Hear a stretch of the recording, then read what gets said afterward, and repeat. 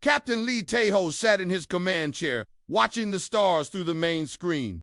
The UES Indomitable moved slowly through empty space. It was just another quiet day on patrol duty. Lee had been doing this job for 10 years now. Most days were boring. Pirates rarely came this far from Earth colonies. Captain, called Park So-young from her station. I'm getting something strange on the radio. Lee turned his head. So-young was their best communications officer. She never got excited about nothing. What kind of strange? It's not human language, sir. But the computer is trying to translate it. So-young pressed some buttons. It sounds like a cry for help. The bridge went quiet. First contact with aliens was something every human ship captain dreaded and hoped for at the same time. Lee stood up and walked to So-young's station. Put it on speakers, he said. Static filled the bridge. Then came a voice, or something like a voice. It sounded like wind chimes mixed with crying. The computer's translation came through in a cold, mechanical tone. Help us, ... please. Anyone who can hear this, ... we are dying. They are taking our children, consuming our cities, ... We have days left, maybe hours, ... please, ... The message repeated over and over. Each time it got weaker. Lieutenant Kim Duan looked up from his station. Sir, I'm analyzing the signal. It's coming from outside our space, very far away. How far? Lee asked. 3 months travel time, even at top speed. Lee felt his stomach drop. 3 months. By then, whoever was sending this message would be long dead. There's more, Captain Duan continued. The signal shows battle damage. Massive destruction. Whatever is attacking them has technology we've never seen. Lee walked back to his chair. He had to make a choice. Follow orders and stay on patrol, or report this to Earth Command and let them decide. But 3 months. So-young, send an emergency message to Admiral Choi. Tell her we have first contact with aliens under attack. Unknown hostile force. Request immediate orders. Yes, sir. Lee knew it would take hours for the message to reach Earth. More hours for a reply. Every minute meant more alien lives lost. The bridge crew worked in silence. Duan kept trying to clean up the alien signal. So-young monitored for any response from Earth. The others just waited. 4 hours later, Admiral Choi Hyjin's face appeared on the main screen. She looked tired. Behind her, Lee could see the chaos of Earth Command's war room. Captain Lee, I've reviewed your report. The Earth Council is meeting now. But I need to know, what do you think we should do? Lee had been thinking about this question for hours. Admiral, these aliens are being murdered. If we can help, we should help, even if it means risking human lives for complete strangers. Yes, ma'am. Even then, Admiral Choi nodded slowly. I thought you'd say that. The council is divided. Some want to send aid. Others say it's too dangerous. Defense Minister Yoon is pushing hard for military action. What kind of military action? A full battle fleet. 12 ships, including yours. You'd lead the rescue mission. Lee felt his heart race. 12 ships against an unknown enemy that had destroyed an entire alien civilization. It sounded like suicide, Admiral. Do we know anything about who's attacking them? Dr. Shin has been studying the signals. She thinks there's some kind of biological ships, living creatures that eat other living things. The aliens call them devourers. The name sent chills down Lee's spine. Devourers, according to the translations, they consume entire planets, turn everything into fuel for more ships. They've been doing this for thousands of years. Lee looked around his bridge. His crew was listening to every word. Good people, all of them. People who signed up to protect others. Admiral, how long do we have to decide? The council votes in 2 hours. If they say yes, the fleet launches immediately. The connection ended. Lee turned to his crew. You all heard that? If we go, we might not come back. Anyone who wants to transfer to another ship can do so now. Nobody moved, so Dash Young spoke first. Captain, those aliens, they sound like children crying. Engineer Han Mirei nodded. If we don't help, who will? Sergeant Bei Jin-woo, the ship's security chief, stood up. Sir, I've been fighting bad guys my whole life. These devourers sound like the worst kind of bad guys. Lee smiled. He was proud of his crew. 2 hours later, Admiral Choi called again. This time, she was smiling. Captain Lee, the council voted. It was close, but we're sending the fleet. Defense Minister Yoon convinced them that this is our chance to show the galaxy who humanity really is. Lee felt relief and terror at the same time. When do we leave? Now. The other ships are already moving to your position. You'll have command of the entire rescue fleet. Over the next few hours, 11 more human warships appeared around the Indomitable. Lee knew most of the captains. Good officers, experienced fighters, but they had never faced anything like this before. Captain Park Min-ho of the destroyer Retribution sent a message. Lee, my crew is ready. We've been looking for a real fight. Captain Ru Sung-min of the cruiser Defiant was more cautious. The math doesn't look good. We're probably flying to our deaths. Lee called a meeting of all ship captains. Their faces appeared on screens around his bridge. Everyone knows why we're here, Lee began. An alien race is being murdered. We're going to stop it? Any idea what we're up against? Asked Captain Park. Dr. Shin stepped forward. She had been working without sleep since the first signal arrived. Based on the alien transmissions, the Devourers use biological technology. Ships that are alive, they heal damage and adapt to attacks, but they've never fought humans before. What's our advantage? Captain Ru asked. We're mean, Sergeant Bay said from behind Lee. Humans don't just fight to win. We fight to make sure the enemy never fights again. Dr. Shin nodded. The Devourers expect their prey to run or surrender. They've never met a species that fights back with everything they have. Lee looked at each captain's face. Here's the plan. We arrive in 3 months. We assess the situation. If there are any aliens left alive, we save them. If not, we make sure the Devourers regret ever hearing about humanity. The fleet entered hyperspace that same day. During the long journey, every ship prepared for war. Engineers modified weapons for fighting biological enemies. Marines trained for boarding living ships. Pilots practiced combat against enemies that could heal and adapt. Lee spent his time listening to the alien distress calls. They were getting weaker. Sometimes days would pass with no signal at all. Then another cry for help would come through. Double quotes, please. ... If anyone hears this, we are the last city. ... They are coming. Tell the galaxy we tried to fight. Tell them we were not cowards. Lee made a promise to himself. The galaxy would know these aliens were brave. And it would know that humanity answered when the brave called for help. 3 months later, the human fleet dropped out of hyperspace at the edge of an alien solar system. What they saw there made even the toughest Marines go silent. The war had already begun. Captain Lee Tae-ho stared at the main screen in horror. The alien planet looked like it was dying. Huge black ships covered the sky like storm clouds. They were the size of mountains, but they moved and twisted like living snakes. These were the Devours.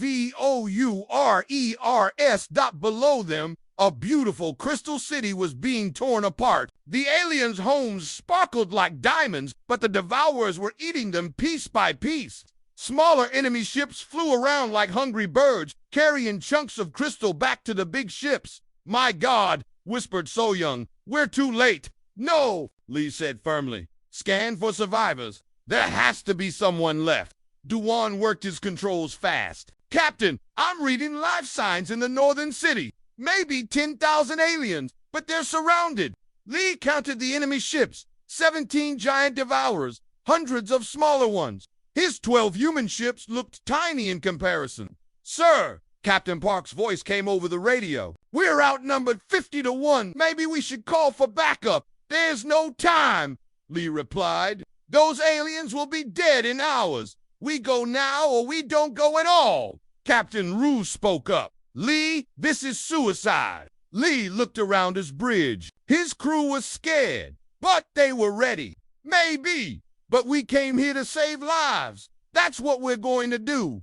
He opened a channel to all ships. This is Captain Lee. Today we show the galaxy what humans are made of. All ships, attack formation. Target the smaller ships first. The human fleet moved forward. They were small and fast compared to the massive Devourers. The enemy didn't seem to notice them at first. Fire! Lee shouted. 12 human ships opened fire at once. Missiles and energy beams hit the Devourer ships. The smaller ones exploded like balloons, but the big ones barely noticed the damage. Direct hits, but they're healing, Duan reported. The ships are alive. They're fixing themselves. Lee watched in amazement as holes in the enemy ships closed up like wounds. But then he noticed something. They're slow to heal. Hit them again before they can recover. The human ships kept firing.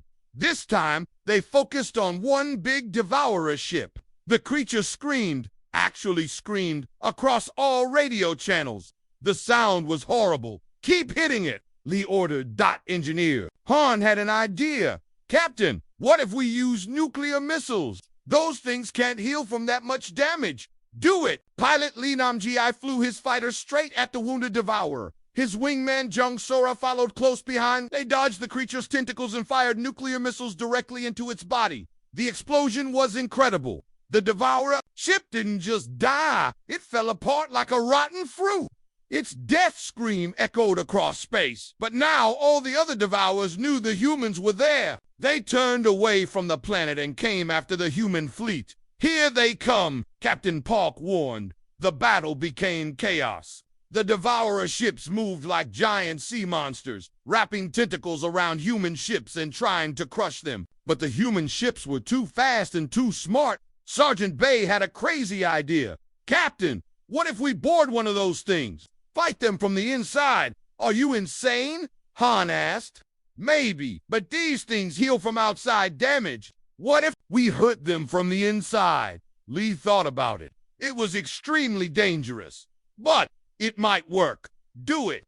Take a team and board the nearest Devourer. Bay and his Marines put on spacesuits and flew to a damaged enemy ship. The ship's hull was like skin, warm and wet. They cut through it with laser weapons and climbed inside. The inside of the Devourer ship was like being inside a giant stomach. Everything was slimy and alive. Tentacles reached for the Marines, but they burned them away with flamethrowers. This is disgusting, said Corporal Lim Sujin. Keep moving, Bay ordered. Find the brain or heart or whatever keeps this thing alive. Meanwhile, the space battle continued. Dr. Shin made an important discovery. Captain, I found their weakness. The Devourers share a group mind. If we can disrupt their communications, they'll turn on each other. How do we do that? I can create a virus signal, but I need to get close to their command ship. Lee looked at the biggest Devourer. It was the size of a small moon and covered in weapons. That's the one in the middle. The big one? Yes, sir. So Young, help Dr. Shin with the virus. We're going to ram that thing. Ram it, So Young asked. Not literally. We're going to fly right up to it and transmit the virus directly into its brain. The Indomitable flew straight at the command ship. The other human ships provided cover, fighting off smaller Devourers. Energy beams and tentacles filled space. Around them, inside the boarded Devourer, Bay's team found what they were looking for. The creature's brain was a huge, pulsing mass of flesh covered in glowing veins. Light it up, Bay ordered. The Marines fired everything they had into the brain. The Devourer's ship convulsed and died, crashing into another enemy ship. It worked, Bay reported. These things die if you hurt them bad enough from inside. Captain, Park caught on fast. All ships, boarding parties ready. We're going inside these monsters. While the Marines fought inside the Devourer ships, Lee brought the Indomitable close to the command ship. It was so big that the human ship looked like an ant next to an elephant. Transmitting virus now, Dr. Shin announced. The effect was immediate. The Devourer command ship started twitching. Then it began attacking its own smaller ships.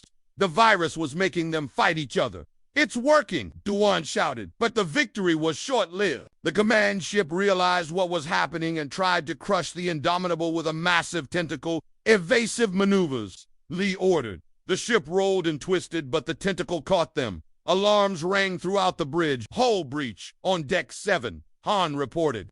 We're losing air. Lee made a desperate decision. All power to weapons. One shot at point-blank range. The Indomitable fired every weapon it had directly into the command ship's brain. The explosion lit up the entire system. The command ship died, and with it, the group mind that controlled all the Devourers. The surviving enemy ships went crazy. attacking each other and flying in random directions. "We did it," Saw Young whispered, but Lee wasn't celebrating yet. "Damage report. How many ships did we lose?" "2 destroyed, 4 badly damaged," Duan replied. "But we saved them. The aliens are safe." Lee opened a channel to the alien planet. "This is Captain Lee of the human fleet. Can you hear us?" A new voice came through like singing crystals, but filled with joy. "We hear you, humans. We thought we were alone. We thought no one would come. We came as fast as we could. You saved us. You saved our children. How can we ever repay you?" Lee smiled. "Just remember that when someone calls for help, good people answer." Over the next few days, human and alien crews worked together to rebuild the Crystal City. The aliens, who called themselves the Valeth, shared their technology with the humans. In return, the humans built defense stations around the planet. But the most important thing happened on the 3rd day. So Young received a new signal, another distress call from a different part of the galaxy. "Captain," she called, "there's another species under attack. They're asking for help." Lee looked at his tired but proud crew. Then he looked at the Valeth representatives on his bridge. "What should we do?" the alien leader asked. Lee smiled. "We answer the call. That's what humans do." The message spread across the galaxy faster than light. When aliens were in trouble, they had a new hope. They could call the humans, and the humans would come fully armed and ready to fight for justice. The age of human protection had begun.